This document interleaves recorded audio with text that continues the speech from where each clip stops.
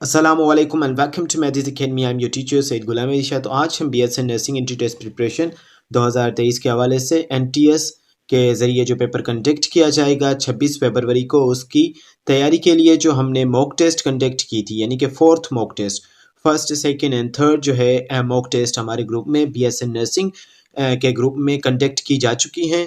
और उसके अलावा ये फोर्थ मॉक टेस्ट है जिसका मैं आज आपके साथ बायोलॉजी का पोर्शन शेयर करूँगा। तो उसके अलावा मैं अगर आपको बताता चलूँ कि अगर आपको हमारे पेड ग्रुप में इन होना है, यानी कि अब जो लास्ट डेज रहते हैं फाइनल बैच में इन होना है, और हमारा पेड ग्रुप जो है और पेड कोर्स पूरा जो लेना है, उसमें आपको वीडियो लेक्चर्स और MCQ solve PDFs and online test जो भी हैं, मॉक टेस्ट सारे जो हैं वो प्रोवाइड किए जाएंगे। तो आप हमसे कांटेक्ट कर सकते हैं। यहाँ पे नीचे डिस्क्रिप्शन में भी नंबर होगा और उसके अलावा स्क्रीन के ऊपर भी नंबर दिया गया होगा। तो आइए स्टार्ट करते हैं आज के इस वीडियो को, जिसमें सबसे पहले आपको हम बायोलॉजी का पोर्शन आपके साथ शेयर करेंगे, जिसमें सबसे पहले जो MCQs है वो है there are dash metacarpals present in the hand, यानी कि हाथ में कितने मेटाकार्पल्स प्रेजेंट होते हैं। तो इसका करेक्ट आंसर जो होगा वो ऑप्शन नंबर ए है, 5 मेटाकार्पल्स हाथ में प्रेजेंट होते हैं। उसके बाद protein which contain 3 dimensional structure, यानी कि वो प्रोटीन जिसमें 3 डायमेंशनल स्ट्रक्चर होता है उसे क्या कहा जाता है। तो सेकेंडरी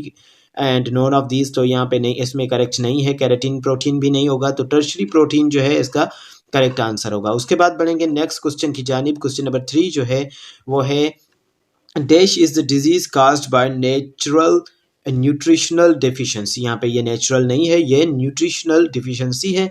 तो न्यूट्रिशनल डिफिशिएंसी के वजह से कौन सी नीचे दिए हुए ऑप्शन में से कौन सी बीमारी काज होती है। तो बेरी jaundice and hepatitis B and diabetes. तो इसमें से जो न्यूट्रिशनल डेफिशिएंसी की वजह से है, क्योंकि हेपेटाइटिस जो है वो वायरस की वजह से, और ये डायबिटीज़ जो है वो मलफंक्शनिंग ऑफ मलफंक्शनिंग ऑफ पेनक्रियाज की वजह से होती है। लेकिन इसमें जो बेरी है ऑप्शन नंबर ए जो है वो न्यूट्रिशनल डिफिशिएंसी की वजह से होती है। तो ऑप्शन नंबर ए जो है इसमें करेक्ट होगा।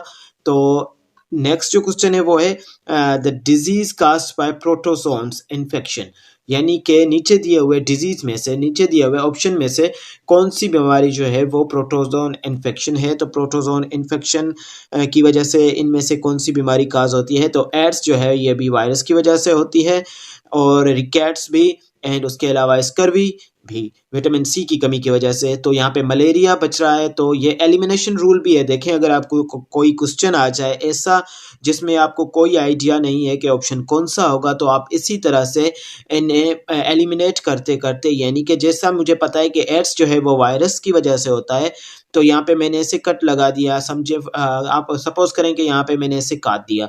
और उसके अलावा रिकेट्स जो है वो विटामिन डी की कमी की वजह से होता है, जो कि छोटे बच्चों में अमूमन पाई जाती है। तो रिकेट्स की विटामिन डी की वजह से होती है। तो यहाँ पे इससे भी हम सपोज करेंगे कि ये भी माइनस हमने कर दिया, इससे भी काट दिया। बाकी 2 ऑप्शन बच रहे हैं, ए एंड बी। तो यहाँ पे स्कर्वी मुझे पता है कि विटामिन सी की वजह से होती है, जिसमें क्या होते हैं, हमारे गम्स जो हैं वो सूज जाते हैं और उनमें से ब्लीडिंग आती है। तो इन तीनों का अगर मुझे पता है, अगर मुझे करेक्ट आंसर भी नहीं पता था तो भी मैं यहाँ तक पहुँच सकता हूँ। और उसके अलावा ये जो है ये 100 to 20%, यहाँ पे 50% रूल यहाँ पे चलेगा। वो बाद में जब टेस्ट आपकी नज़दीक होगी तो MCQs कैसे सॉल्व करना होता है वो आपको समझा देंगे। तो यहाँ पे इसमें ऑप्शन नंबर ए जो है वो मलेरिया है, और जो कि इसका करेक्ट आंसर है। उसके बाद बढ़ेंगे disease due to age is. तो यहाँ पे एज की वजह से डिजीज कौन सी आती है। तो अल्जाइमर्स डिजीज जो है ये ब्रेन से रिलेटेड भी होती है।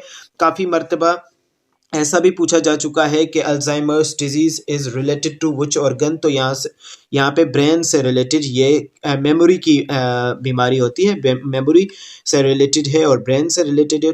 तो disease due to age is Alzheimer. उसके बाद chromosomes with equal arms are called, यानी कि वो क्रोमोसोम्स, यानी कि क्रोमोसोम्स को क्या किया गया है, इन्हें क्लासीफाई किया गया है उनके आर्म्स की सेंट्रोमेयर की प्रेजेंस की वजह से। तो यहाँ पे chromosomes with equal arm are called तो मेटासेंट्रिक कहा जाता है उन क्रोमोसोम्स को जिनकी आर्म्स जो है वो इक्वल होती है। उसके बाद क्वेश्चन नंबर 7 जो है genetic information in the DNA. यहाँ पे जेनेटिक इन्फॉर्मेशन और DNA deoxyribose nucleic acid is encoded, यानी कि डीएनए में जेनेटिक इंफॉर्मेशन जो होती है वो इनकोडेड होती है, कैसे? क्रोमोसोम्स में। तो ये बिल्कुल भी करेक्ट आंसर नहीं होगा। सीक्वेंस में होती है, लेकिन कौन सा सीक्वेंस ये क्लियर नहीं बताया गया, और क्लियर जो बताया गया है वो ऑप्शन नंबर सी है, सीक्वेंस ऑफ नाइट्रोजीनस बेसिस। तो ये इसमें करेक्ट आंसर होगा। उसके बाद है protein synthesises is the function of, यानी कि प्रोटीन बनाना किसका काम है? नीचे दिए हुए ऑर्गेनेलीज में से तो माइटोकॉन्ड्रिया प्रोटीन नहीं बनाता, गोल्जी बॉडी नहीं बनाता, नॉन ऑफ दीज तो इसमें से नहीं होता। बाकी जो है वो बच रहा है, जो ऑप्शन नंबर बी बचा हुआ है, तो ऑप्शन नंबर बी है राइबोसोम्स। तो राइबोसोम्स को प्रोटीन फैक्ट्री के नाम से भी जाना जाता है, तो ऑप्शन नंबर बी जो है इसमें करेक्ट होगा। उसके बाद बढ़ेंगे नेक्स्ट क्वेश्चन की जानिब, जो कि है referring to sexual reproduction, referring to sexual reproduction humans are. तो ह्यूमन्स क्या हैं? तो वेविपोरस जो हैं वो ह्यूमन्स हैं, उन्हें कहा जाता है। और उसके अलावा 10 नंबर पे जो एमसीक्यूज है, which of the following is not the part of D RNA. नीचे दिए ऑप्शन में से आरएनए का कौन सा पार्ट नहीं होता? तो डीऑक्सीराइबोस न्यूक्लिक एसिड, सॉरी यहाँ पे डीऑक्सीराइबोस शुगर, राइबोस शुगर तो यकीनन इसका आरएनए का पार्ट है, न्यूक्लिक एसिड भी पार्ट है, तो नॉन ऑफ दीज ऑप्शन इसमें नहीं हो सकता, इसीलिए ऑप्शन नंबर बी जो है वो करेक्ट है। डीऑक्सीराइबोस शुगर जो है वो आरएनए का पार्ट नहीं होता। उसके बाद बढ़ेंगे नेक्स्ट जो एमसीक्यूज है उसकी जानिब, जो कि है which of the following bacteria are able to release oxygen into the environment.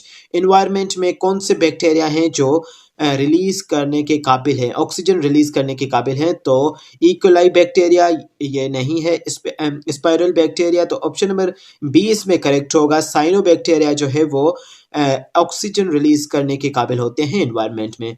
उसके बाद नेक्स्ट जो एमसीक्यूज है वो है the enzyme found in saliva responsible for the digestion of carbohydrates, यानी सलाइवा में पाया जाने वाला एंजाइम जो कि रिस्पॉन्सिबल होता है, जो कि मतलब के डाइजेशन में हेल्प करता है किस चीज की? कार्बोहाइड्रेट की। तो उससे हम क्या कहते हैं? Ligase, protease, all of these. तो ऑल ऑफ दीज इसमें करेक्ट नहीं होगा, एमाइलेज जो है इसमें करेक्ट ऑप्शन है। उसके बाद देखेंगे नेक्स्ट लेक्चर को, सॉरी नेक्स्ट एमसीक्यूज को। तो नेक्स्ट एमसीक्यूज जो है which organelle are required for aerobic respiration. यहाँ पे जल्दी से इसलिए बोलना पड़ता है क्योंकि एडिटिंग के से बचना है मुझे, एडिटिंग में काफ़ी ज़्यादा टाइम लगता है, इसीलिए मैं स्क्रीन रिकॉर्डिंग कर रहा हूँ, जिसकी वजह से ज़्यादा बोलने से और अनस्क्रिप्टेड बोलने से ऐसा होता है कि कभी कभी कुछ भूल भी सकते हैं, और वो जो है फिर जो है कट करना पड़ता है, एडिट करना पड़ता है। और स्क्रीन रिकॉर्डिंग में अमूमन ऐसा ही होता है कि काफ़ी चीज़ें जो हैं वो भूल भी जाते हैं।